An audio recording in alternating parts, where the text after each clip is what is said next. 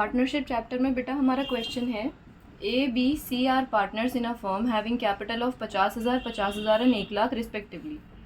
There current account balance हमें given है A का 10,000, बी का 5,000, सी का 2,000 डेबिट का।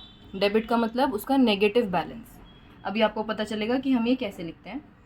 अच्छा, अब इन्होंने एक बात और बोली कि करंट अकाउंट का बैलेंस है, तो इस बात से एक बात हमें ये भी पता चल जाती है कि इनकी कैपिटल फिक्स्ड हैं, यानी ये अपना करंट अकाउंट मेंटेन करते हैं। Now according to partnership deed इनको इंटरेस्ट ऑन कैपिटल प्रोवाइड करना है 10% पर एनम के हिसाब से, और सी क्योंकि वर्किंग पार्टनर है तो सी कह रहा है मुझे सैलरी 12,000 रुपये के हिसाब से चाहिए भाई। अब प्रॉफिट डिस्ट्रीब्यूशन का तरीका इनका कुछ अनोखा है, अलग सा है। सीधी प्रॉफिट शेयरिंग रेशियो में डिस्ट्रीब्यूट नहीं करते ये अपने प्रॉफिट को। इनका तरीका है कि भैया हम जो पहले 20,000 रुपये हैं वो कैपिटल की रेशियो में करेंगे, फिर उसके बाद जो 30,000 बचेंगे हमारे पास वो 5:3:2 की रेशियो में करेंगे, और फिर भी कुछ बच गया तो वो बराबर बराबर। ठीक है। अब इन्होंने पूरे साल काम करके जो प्रॉफिट कमाया है वो 1,72,000 रुपीज़ का है। हमसे कह रहे हैं P&L एप्रोप्रिएशन अकाउंट बनाइए और साथ में जर्नल एंट्रीज कीजिए। आइए शुरू करते हैं। पहले हम इनका P&L एप्रोप्रिएशन अकाउंट बना लेते हैं बेटा।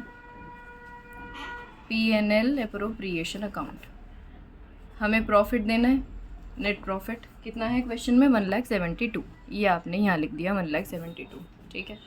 अब इन्होंने कहा था क्या क्या चाहिए इन्हें, इंटरेस्ट ऑन कैपिटल। चलो इंटरेस्ट ऑन कैपिटल दे दो। इंटरेस्ट ऑन कैपिटल 3 पार्टनर हैं ए बी सी, तो तीनों पार्टनर के हिस्से में 10-10% है। इनकी कैपिटल्स 50 और 1,00,000 की थी, तो 10% के हिसाब से 5,000, 5,000 और 10,000 आ गई। ठीक है। फिर सी को सैलरी देनी थी हमें, तो 2 सैलरी सी के अकाउंट में कितनी जाएगी, 12,000 रुपये मांगी थी उसने, तो 12,000 रुपये सालाना पर एनम लिखा है ना वहाँ पे, इसलिए PA। अच्छा, अब यहाँ पर सिर्फ ए, सिर्फ बी और सिर्फ सी नहीं लिखना है आपको, क्योंकि इनकी कैपिटल फिक्स्ड हैं, तो आप यहाँ पे करंट अकाउंट लिखेंगे। A's current account, B's current account, C's current account. ठीक है। यानी जब भी पार्टनर का नाम आएगा तो उसके साथ करंट अकाउंट साथ में जोड़ देना आप। अच्छा, और क्या बोला था इन्होंने, बस इसके अलावा कुछ था ही नहीं। यानी अब हमें इनका प्रॉफिट डिस्ट्रीब्यूट कराना है, तो अब हम शुरू करते हैं। 1,72,000 क्रेडिट साइड का टोटल है, तो डेबिट का टोटल भी यही आएगा हमारा, लेकिन आ नहीं रहा है, बैलेंसिंग फिगर हमें निकालनी पड़ेगी। तो प्रॉफिट ट्रांसफ़र टू कितना निकल के आएगा हमारा, तो जब आप 1,72,000 में से ये सारा अमाउंट माइनस करोगे तो आपका आंसर 1,40,000 आना चाहिए। ठीक है बेटा। अब ये प्रॉफिट हमें ए को भी देना है, बी को भी देना है इसमें से, और सी को भी देना है, तीनों पार्टनर्स को। कोई एक स्पेसिफिक रेशियो नहीं है, इन्होंने तरीका हमें अलग बताया है, तो उसके लिए हमें एक वर्किंग करनी पड़ेगी। देखो जी, ए बी सी तीनों का नाम लिखो, तीनों को बुलाओ भाई, आओ बैठो। 1,72,000 में से सारा खर्चा हटाने के बाद तुम्हारा जो प्रॉफिट है वो 1,40,000 रुपये का बचता है। कह रहे ठीक है। अब इन्होंने कहा सबसे पहले तो जो 20,000 हैं वो हमारी कैपिटल रेशियो में दो हमें, तो अब इनकी कैपिटल रेशियो क्या होगी, देखो आप यहाँ, पहले वाले की 50 थी, दूसरे वाले की 50 थी, तीसरे वाले की 1,00,000 थी, तो अब आप 0 से 0 कैंसिल कर दो, 4 0 से 4 0 और इसके भी 4 0। रेशियो क्या आई 5:5:10। आप इसे और छोटा कर दो 1:1:2, यानी ये बनी इनकी कैपिटल रेशियो 1:1:2। यानी इस 20,000 को हमें इस रेशियो में इन्हें बांटना है, तो इसके पास 5,000 जाएंगे, बी के पास 5,000 जाएंगे, और सी कह रहा है लाओ मेरे 10,000 रुपये दे दो।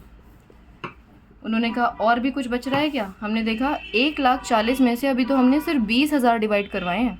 उन्होंने कहा था अगर 30,000 बच जाएँ तो 5:3:2 में कर देना, तो 30 तो बच रहे हैं, तो हमने 30 लिए और 5:3:2 में इन तीनों को दे दिया।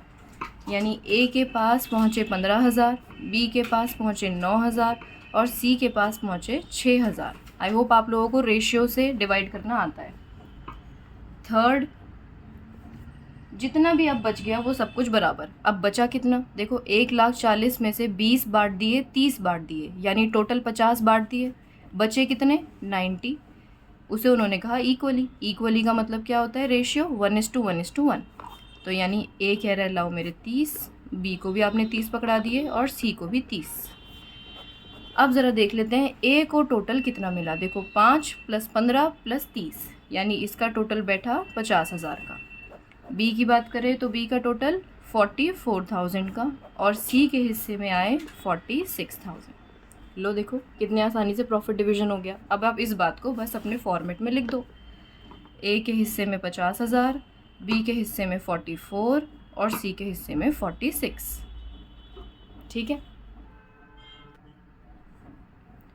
और बेटा देखिए ये इस वाले क्वेश्चन की जर्नल एंट्रीज, ठीक है, इसकी नरेशंस आप लोग लिख लेना।